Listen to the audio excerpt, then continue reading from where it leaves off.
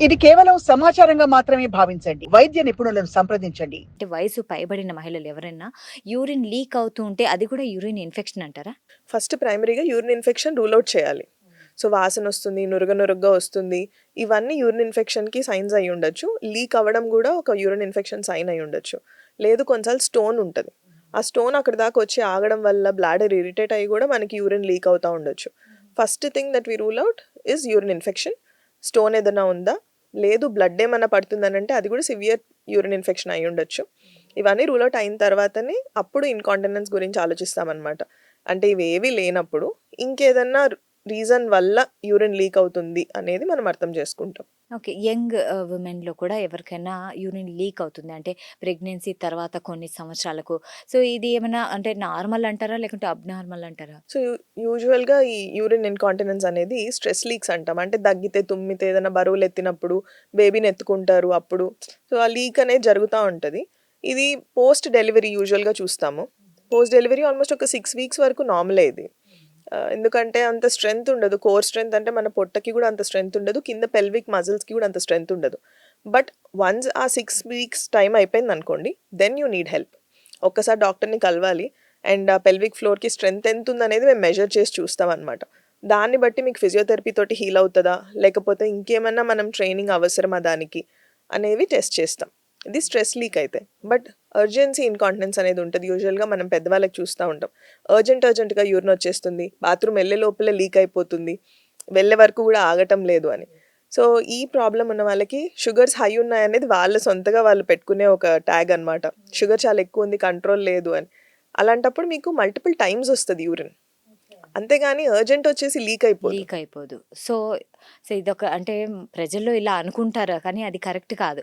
So, హ్మ్. వయసు పైబడింది urine leak అవుతుందంటే కామన్ కాదది. కామన్ కాదండి. మనకలవాటు. దేనికైనా ఒక ప్రాబ్లమ్ ఉంది అనంటే, దీనికి రీజన్ ఇదే అయ్యుంటుంది అని మనం దాన్నే ట్యాగ్ జేసి పెడతాం. సో, రిలాక్స్ అయిపోతారు. సరే ఇది పెద్దవాళ్ళులే, ఇది కామన్‌లే అనేసి. కానీ అది కాదు. దానికి కూడా ట్రీట్మెంట్ ఉంటుంది అంటున్నారు మేడం. అయితే ఎలాంటి ట్రీట్మెంట్ ఇస్తారు మేడం మీరు? సో, వెరీ సింపుల్ టెక్నిక్స్ కూడా ఉంటాయండి. ఎమర్జెన్సీ లీక్స్‌కి ఏంటంటే సింపుల్ టాబ్లెటే ఉంటది ప్రైమరీగా. లేదు ఈ టాబ్లెట్ తోటి వాళ్ళకి నయం అవుతుంది అనంటే, మనం ఇంకొక నర్వ్ థెరపీ అనేది యాడ్ చేస్తామనమాట. పీటీఎన్ఎస్ అని, టీటీఎన్ఎస్ అని కాళ్ళకి జస్ట్ ఈసీజీ లీడ్స్ లాంటివి పెడతాం. పెట్టి దాంతోటి ఒక హాఫ్ అన్ అవర్ స్టిమ్యులేట్ చేస్తాం. సో, ప్రతి వీక్‌కి మీకు ఆ డిఫరెన్స్ తెలుస్తది.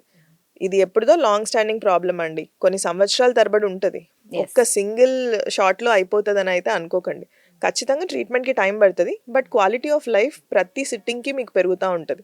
మనం బతికుండేది చాలా సంవత్సరాలు బతికుంటాం. బట్ ఎంత ఎంత ఎన్ని రోజులు బతికామనేది ఇంపార్టెంట్ కాదు. ఎంత బాగా బతికామనేది ఇంపార్టెంట్. వేరే వాళ్ళ హెల్ప్ క్వాలిటీ. లేకుండా ఎగ్జాక్ట్‌లీ. మనం ఉండి వేరే వాళ్ళకి ఇబ్బంది పడొద్దు అనేదే ఉంటది థాట్ ఎవరికైనా దట్టు ఫీమేల్స్‌కి. ఇంట్లో పిల్లలు ఇబ్బంది పడొద్దు, వర్కర్స్ ఇబ్బంది పడొద్దు ప్రతీదీ ఆలోచిస్తాం మనం. సో, అలాంటప్పుడు హెల్తీగానే కాదు ఆ క్వాలిటీ ఆఫ్ లైఫ్ కూడా బావుండాలి కదా! మనం డైపర్స్ యేసుకుంటూ ఎన్ని సంవత్సరాలని దాన్ని కంటిన్యూ చేస్తాం. సో, నర్వ్ థెరపీ తోటి చాలా వరకు ఇంప్రూవ్‌మెంట్ ఉంటది. నెమ్మదిగా మనం టాబ్లెట్ తగ్గించేయొచ్చు. ఓకే. సో, ఈ టీటీఎన్ఎస్ తోటి ప్లస్ టాబ్లెట్స్ తోటి ఫైనల్‌గా మనం టాబ్లెట్ లేకుండా టాబ్లెట్ ఫ్రీగా వెళ్ళిపోవచ్చనమాట. మేబీ 3 మంత్స్ పట్టొచ్చు. ఫిజియోథెరపీ హెల్ప్ ఇవన్నీ తీసుకుంటే ఇట్స్ వెరీ ఈజీ. సో, చాలా మందికి ఈ విషయం అయితే తెలీదండి. ఎందుకంటే పెద్దవాళ్ళంటే అది కామన్ అనుకుంటారు. కానీ దానికి కూడా ట్రీట్మెంట్ ఉంది అని చెప్పి నిజంగా చాలా చాలా థాంక్స్ అండి. అండ్ ఆల్సో కొంతమంది లేడీస్‌కి వాళ్ళకి ఎందుకో కానీ పెయిన్ ఉంటుంది. పొట్టలో అంటే బ్లాడర్ పెయిన్‌గా ఉంటుంది. ఎందుకు పెయిన్ ఉంటుందో వాళ్ళకే తెలియదు. దానివల్ల వాళ్ళు చాలా సఫర్ అవుతుంటారు. అసలు ఎందుకు ఏంటి ఏమన్నా కారణం చెప్తారా? సో, దీన్ని బ్లాడర్ పెయిన్ సిండ్రోమ్ అంటారు. It's a bladder pain syndrome. Syndrome. అవును. It's a very good question. ఎందుకంటే చాలామంది యూరిన్ ఇన్ఫెక్షన్ అంతవరకే తెలుసు. ఐడియా గూడా అలాగే ఉంటది. ఇంట్లో వాళ్ళు గూడా వేడి చేసి ఉంటది.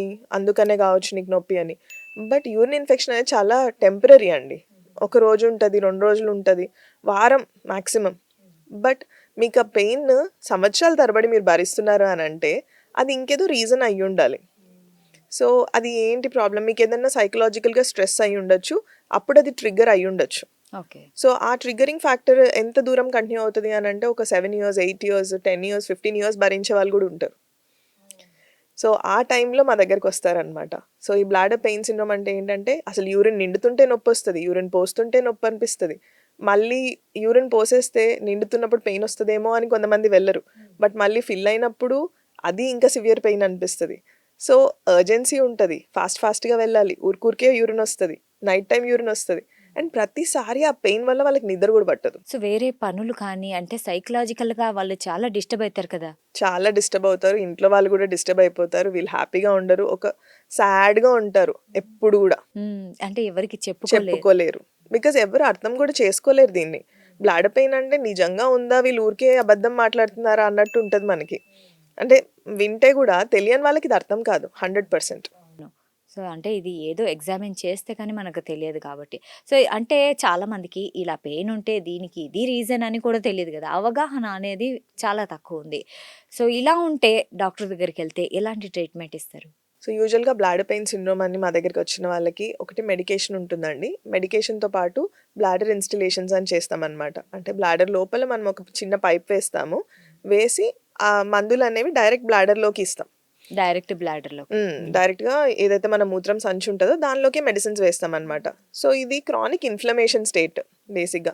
అంటే ఇప్పుడు ఏదైనా దెబ్బ తగిలి దెబ్బ మీద దెబ్బ తగులుతా ఉంటే మండుతది గదా! సేమ్ థింగ్ బ్లాడర్ లోపల గూడా ఒక్కసారి ఏదో ఇంజరీ జరిగి ఉంటది. దాని మీద పదే ఆ ఇన్సల్ట్ జరుగుతా ఉంటదన్నమాట. దీనికి అంటే అబార్షన్ కూడా కారణం అంటారా? ఏదన్నా ఒక స్ట్రెస్ ట్రిగ్గర్ అయ్యుండొచ్చు. బట్ అది ఎగ్జాక్ట్‌గా ఒక పర్టిక్యులర్ థింగ్ అని చెప్పలేం. సో నర్వ్ ఇరిటేషన్ అనేది ఎక్కువ శాతంగా చూస్తాం. అండ్ బ్లాడర్ లోపల గూడా ఎర్రగా అయిపోయి ఉంటదన్నమాట. ఒక పండులాగా ఇలా చాలా ఎర్రగా అండ్ బ్లీడింగ్ గూడా అవుతది. మనం ఫుల్‌గా డిస్టెండ్ చేస్తే గూడా అంటే అనెస్థీషియా లేకుండా బ్లాడర్‌ని ఫిల్ చేయలేం అసలు. లోపల కెమెరా పెట్టి చూసేటప్పుడు వాటర్ పంపిస్తామండి. ఆ వాటర్ పంపించేది నార్మల్ ఓపీ సెటప్‌లో గూడా చూస్తాం. సో ఓపీ సెటప్‌లో ఏంటి మత్తివ్వం. సో వాళ్ళు అలౌ చేయలేరసలు. అంత అంత పెయిన్ పెయిన్ ఉంటుంది. చాలా పెయిన్ ఉంటది. తట్టుకోలేరు. దానికోసమని మేము అనెస్థీషియాలో చేస్తాం ఇది. అండ్ ఫిల్ చేసిన తర్వాత బ్లీడింగ్ స్టార్ట్ అవుతది. అది బ్లాడర్ పెయిన్ సిండ్రోమ్ అంటే. ఓవర్ బ్లాడర్ అంటే ఏంటి అసలు? సో ఓవర్ యాక్టివ్ బ్లాడర్ అనేది ఏంటి అనంటే ఎక్కువగా ఇరిటేట్ అవ్వడం. బ్లాడర్ వాల్ అనేది అదంతా కండరం అన్నమాట. సో మూత్రం సంచి అంతా కండరం ఉంటది.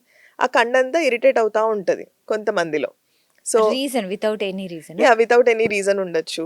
లేదనంటే కొన్ని స్పెసిఫిక్ రీజన్స్ ఉంటాయి. ఈవెన్ కొన్ని మెడికేషన్స్ ఉంటాయి. లేకపోతే వాళ్ళకి ఫిజికల్‌గా ఏదైనా రీజన్స్ ఉండింటాయి. ఇవన్నీ రూల్ ఔట్ చేసిన తర్వాత గూడా మనం యూరోడైనమిక్ స్టడీ అనేది ఒకటి ఉంటుంది.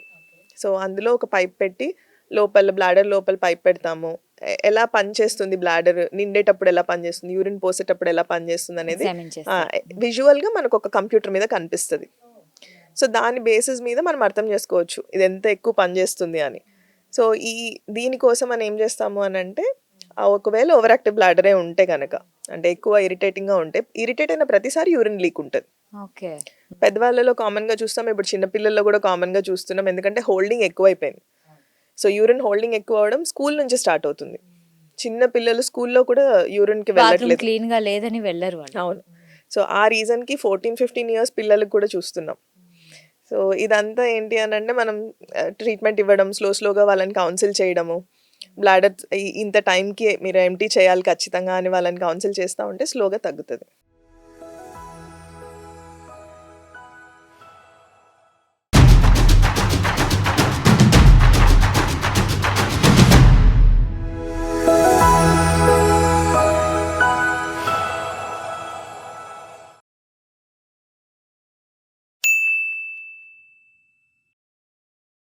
సాక్షి టీవీ ప్రసారాలను నిలిపివేయటం చట్టరీత్యా నేరం.